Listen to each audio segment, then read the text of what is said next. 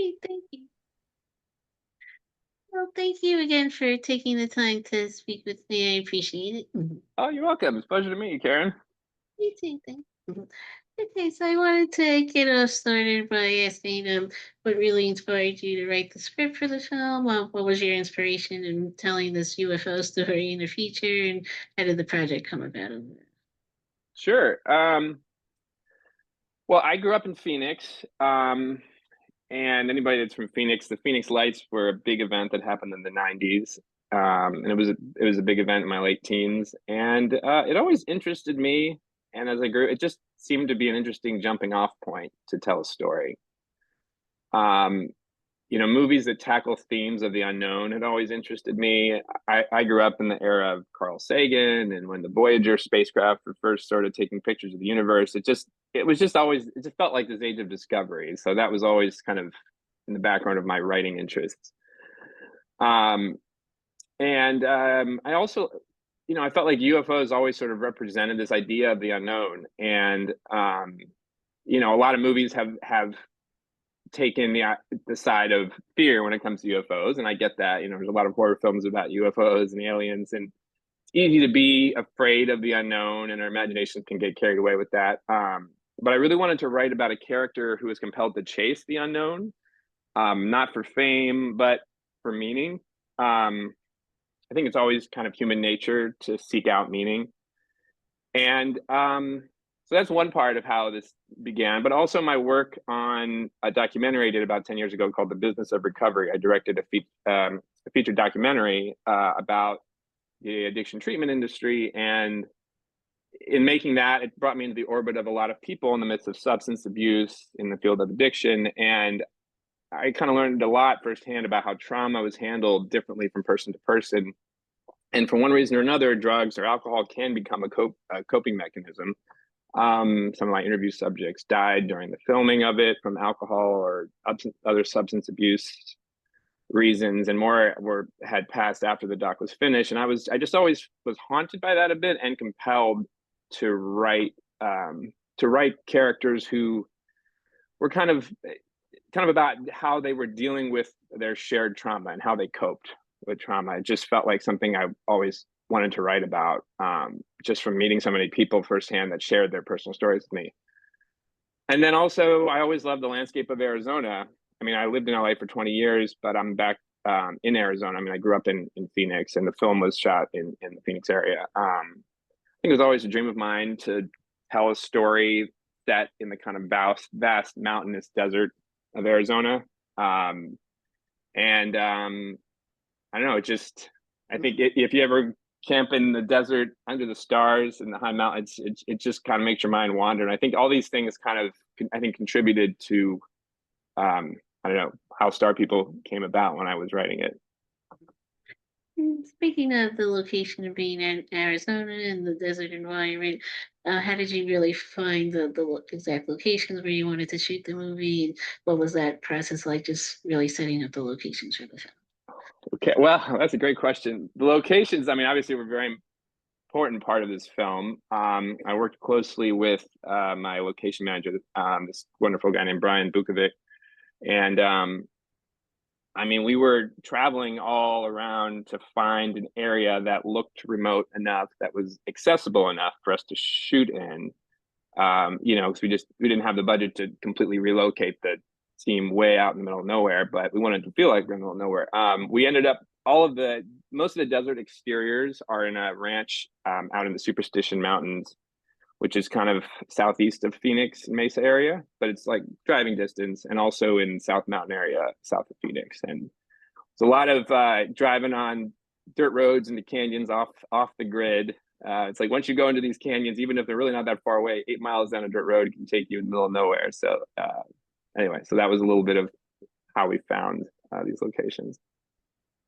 And going from writing the script into directing, after directing them, like the documentary you mentioned earlier, and what was this experience like for this film and approaching the directing after working on the story as well? But what was the last part you said about Uh, directing?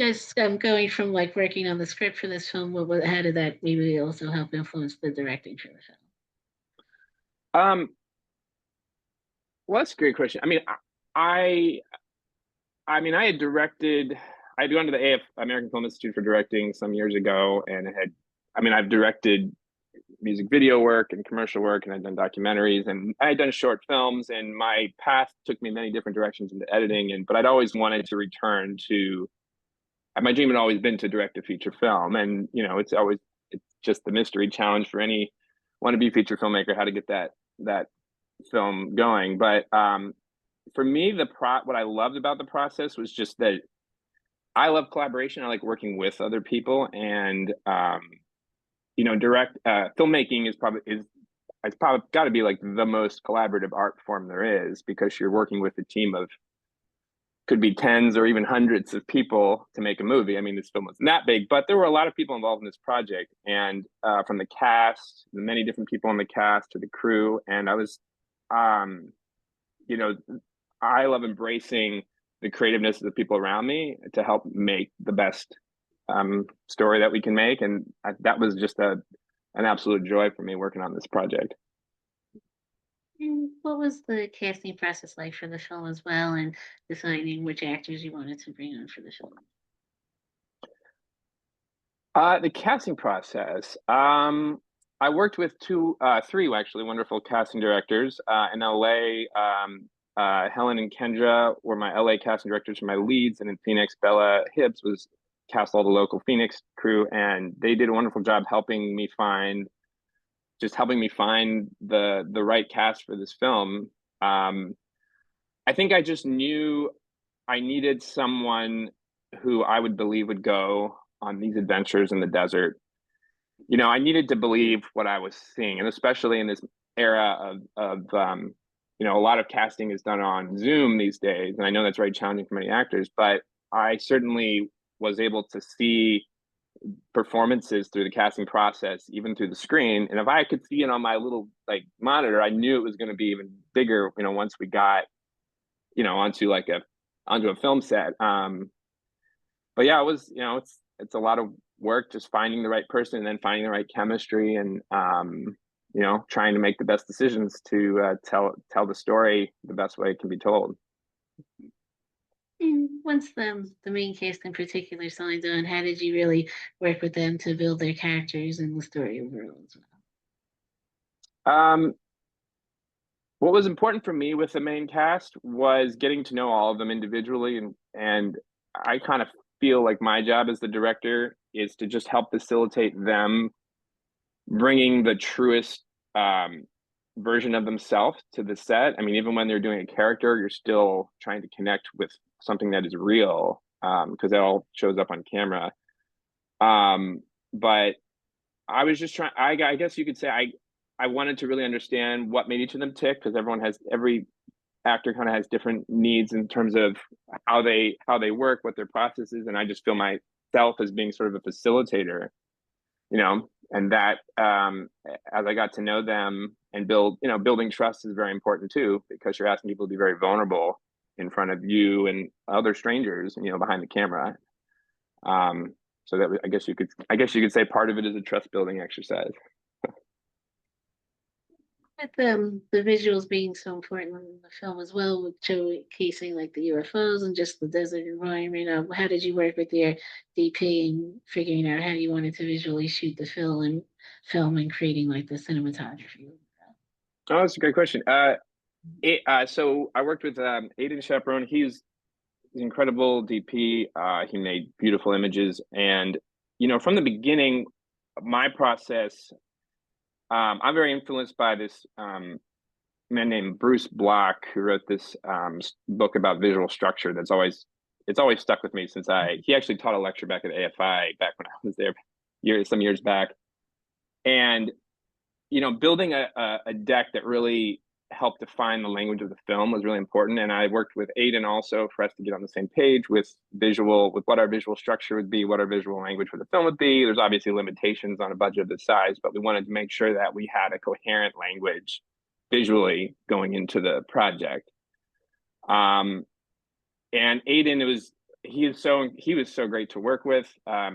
Always calm and cool as a cucumber, even under high stress. And I just loved working with him to figure out the best way to tell the story, the best way to keep us in the point of view of the main characters, and to give the audience an experience, that they would remember. How did you work with the producing team as well and getting the film made, and how did you really balance producing with directing on the set as well?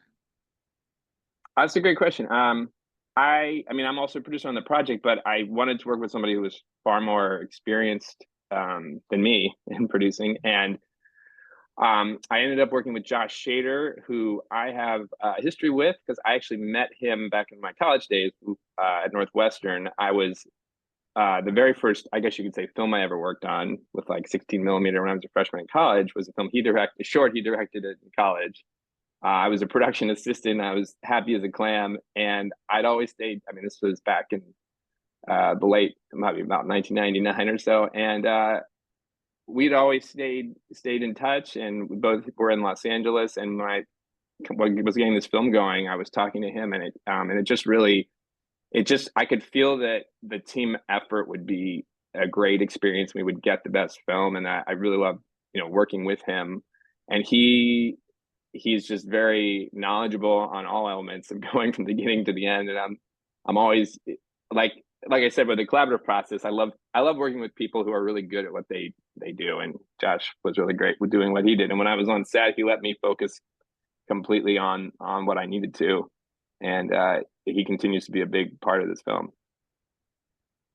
Now with the film premiering at Dances with Films, what does that mean to you to be able to share the movie with audiences at the festival and gearing up for like the screening? What does that mean to you overall?